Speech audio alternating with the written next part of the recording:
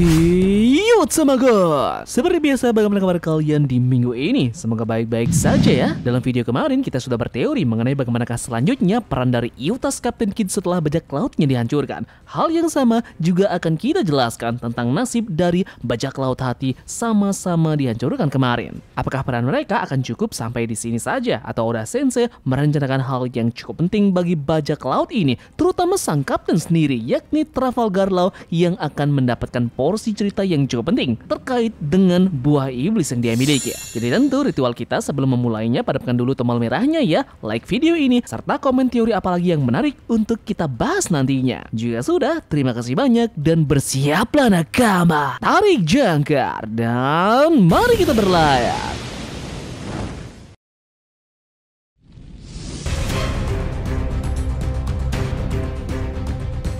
Setelah peristiwa di Wano, Trafalgar Law dan krunya memulai perjalanan baru. Law memutuskan untuk melanjutkan pelayaran dan mengikuti log post ke timur laut, menjauh dari dua bajak laut lainnya yakni Luffy dan juga Kid. Tujuan Law sekarang adalah mendekati One Piece dan memperoleh harta karun itu seorang diri. Meskipun Law tidak tertarik langsung pada harta karun tersebut, dia ingin mengetahui sejarah dari D dan semua rahasia di balik nama tersebut. Untuk itu, Law harus mencapai Final Island dan dengan memiliki dua rod poneglyph, Law sebenarnya sudah cukup untuk mendekati tujuannya. Namun apesnya dia kemudian menghadapi Kurohige yang ternyata menunggu kedatangan generasi terburuk tersebut di lautan.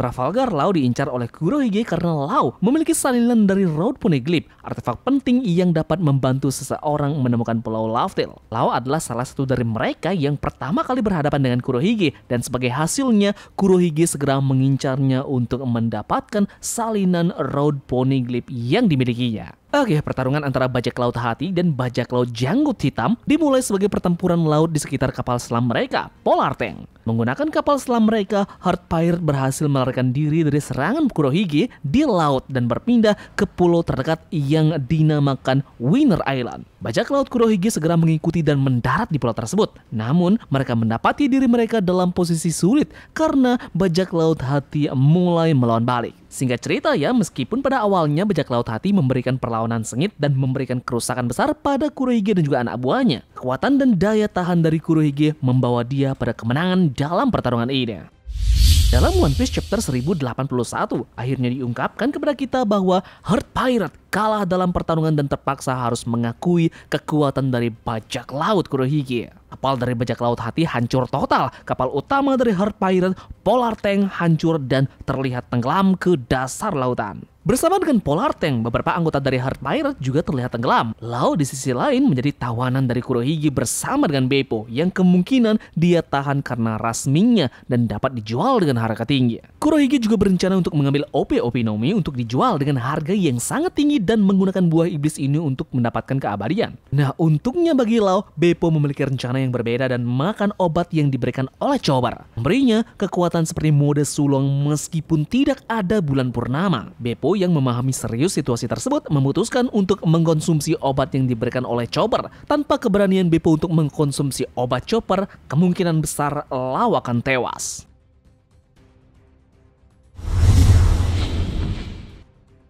Sekarang setelah berhasil melarikan diri dari bajak laut Kurohige, akan menarik untuk melihat kemana perginya mereka saat ini. Beberapa aspek mengindikasikan bahwa Law pasti akan kembali ke dalam cerita, mengingat peran pentingnya dalam dunia One Piece dan kekayaan informasi yang dimilikinya, termasuk juga informasi mengenai kunci keabadian. Nah, terlepas dari kekalahannya dalam menghadapi Kurohige, Law mungkin juga akan meneruskan petualangannya untuk mencari arti di dan sejarah dunia yang Roshinate katakan. Namun pertanyaannya sekarang adalah kemudian bagaimana dia akan melakukan hal tersebut.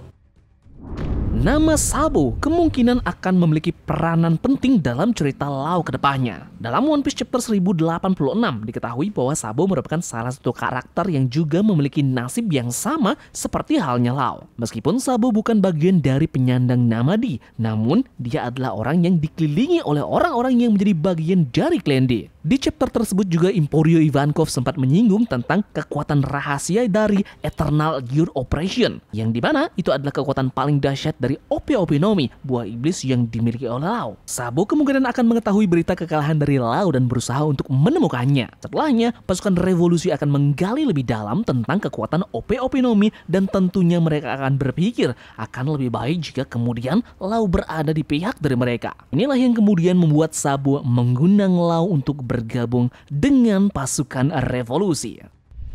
Misi Sabo dan juga Lau sendiri adalah mencari tahu lebih banyak informasi tentang Im dan juga sejarah asli, baik tentang Im Sama maupun tentang dunia ini. Mereka akan berusaha untuk mencari orang-orang yang bisa menolong, contohnya Nefertari, Vivi, dan juga Robin. Namun, mereka juga bisa mencari tahu orang yang banyak tahu tentang operasi keabadian, yang tidak lain adalah Don Quixote do Flamingo.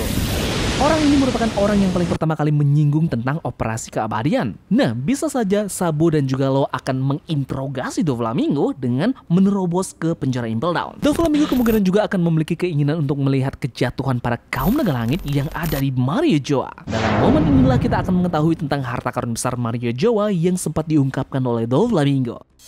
Bagaimana kemudian juga harta karun tersebut terhubung dengan kekuatan OP-OP Nomi dan cerita dari sosok Neroma Imu akan terungkap di sana. Kemudian setelah berhasil melakukan hal tersebut, Sabo dan juga Lau kemungkinan akan mencari sosok dari Nefertari Vivi. Masihkah kalian ingat bahwa Cobra meminta Sabo untuk menemukan putrinya? Nah, disinilah hal itu akan terhubung, yakni akan menjadi satu bagian penting keluarga yang sama, yakni Klendi akan berbagi informasi. Setelah mendapatkan informasi valid dari Vivi dan juga Trafalgar Law, Sabo kemudian akan menuju ke Pangrikod untuk menyiarkan seluruh informasi yang dimiliki agar bisa diketahui oleh kepenjuru dunia. Sabo dan juga Law akan meminta Vivi untuk menyampaikan informasi tersebut, contohnya adalah fakta tentang Lily. Penyiaran informasi dari Vivi akan kemungkinan besar akan mengungkap rahasia dari Im Sama dan juga harta karun rahasia di Mario Joa. Jadi intinya, peran dari Trafalgar Law kedepannya dalam cerita One Piece akan menjadi bagian dari pasukan revolusi dan ikut menghancurkan World Government.